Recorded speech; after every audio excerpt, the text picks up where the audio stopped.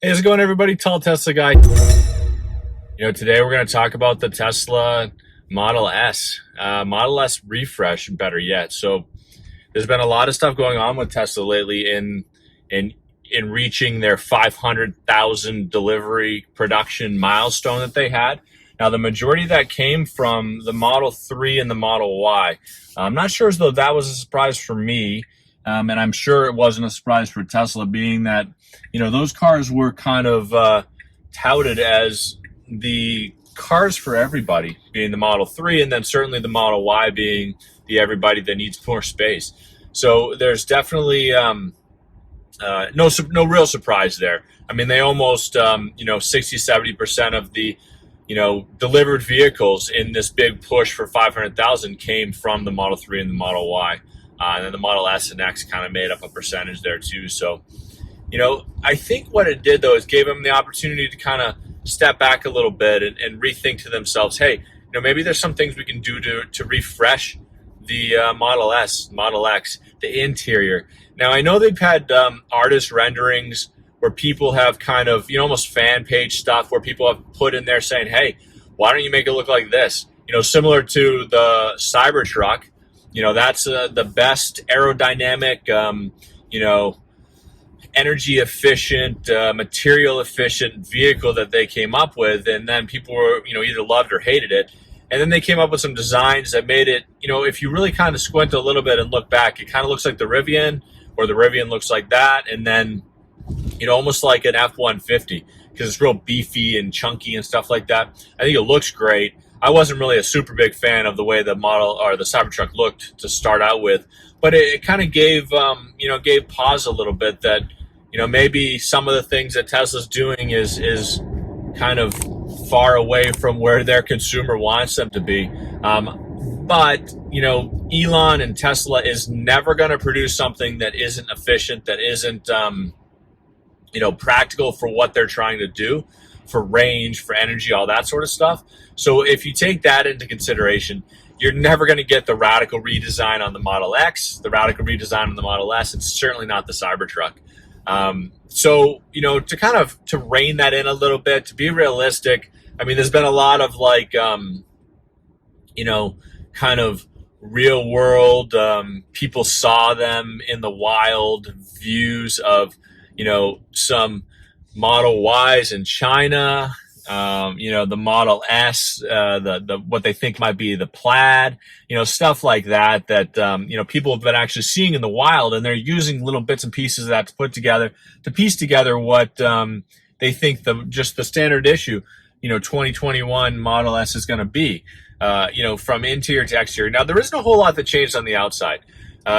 They seem to have made it a little bit wider on the back end, which, probably lends space for, the tires being a little bit bigger, maybe. There's a little bit of a design change, though, honestly, if you're not a trained Model S in the wild viewer, you're probably not going to notice the difference, at least on that part of it.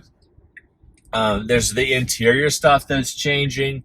The orientation of the screen will probably change. They kind of gave us a glimpse of the future a little bit with the model, or with the Cybertruck. When they launched that at the launch event, people noticed first off that the screen is horizontal. Now, the Model S and the X, it has a vertical screen. It's still got the bifurcated screen behind the steering wheel, but it's got a vertical screen. So, turning it sideways gives them more opportunity to put stuff on the screen itself. Full self-driving stuff. You guys saw with the redesign of the software that came out for the 3 and the Y in December, how the space for where your car is actually larger. It just lends more opportunity for full self-driving visualization stuff, whether it's LiDAR or any of the 3D and 4D imagery that they're doing, bird's eye view, stuff like that, which is great. And I think that's what they'll be angling towards with the Model S and X, if they were to make it a horizontal screen, though that's kind of yet to be seen. But, it's the interior stuff. I mean, it's not hard to, and now this is on the Model S, it's not hard to think that people paying $135,000 for a Model S Plaid aren't going to want, fully upgraded, Mercedes, Porsche Taycan, BMW type quality in the inside. I mean, Tesla has the seats are super comfortable. I mean, they're vegan leather, which whether or not that's important to you. But outside of that, I mean, there are some things on the quality in the inside of the car that I think they could touch on a little bit. And then I have the Model Y. I understand that. I mean, I didn't pay $100,000 for the car, but it wasn't cheap, nonetheless. And there's just a lot of like plastic things in there that kind of throw you off a little bit. And the Model S has them too. It's also got the vegan leather. It's got the trim and stuff like that I think people are going to want refreshed. And I think that's what Tesla's going to be working towards. Now, they shut down their factory, or shut down the production lines, I should say, for the Model S and X coming at the end of the year.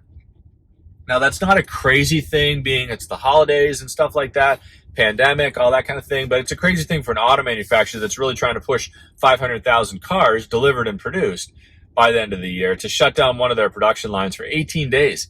Why would they do something like that other than to retool their machines, to retool their lines to produce a Model S and X that's different than what they already have, which would be a welcome kind of refresh, especially since, predominantly there isn't a whole lot that's changed on the exterior of the car from the 2012 launch of the Model S to the 2020 launch of the Model S.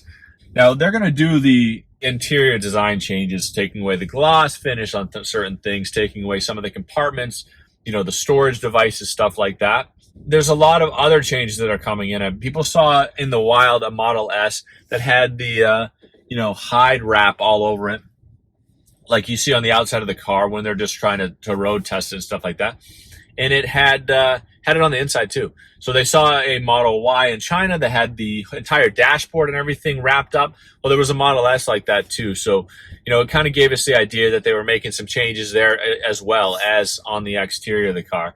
Now, the one that we saw could have been a Model S Plaid that they were test driving, but a lot of the outside of the motor, which is going to be the major thing that's different with the Plaid, the tri-motor design anyway. There's no reason not to change that and then change the other cars. They're not really big on trim lines.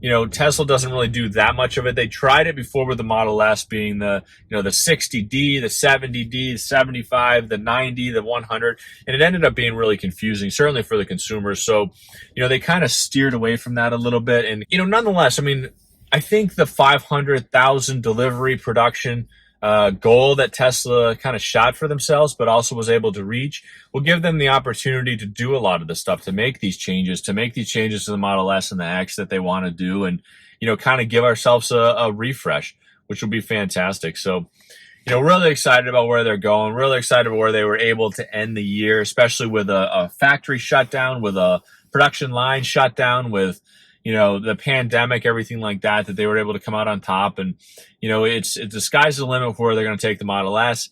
Maybe they'll take those Falcon Wing doors off the X, but who knows? That's just me. And then moving forward, it's pretty exciting. So, I really appreciate you guys tuning in. Thanks for listening. Thanks for, watching the videos. Thanks for jumping in here. And if you haven't already, think about subscribing. We put videos in once a week, and, hit that like button. You guys have a fantastic day. Hope you guys stay safe out there.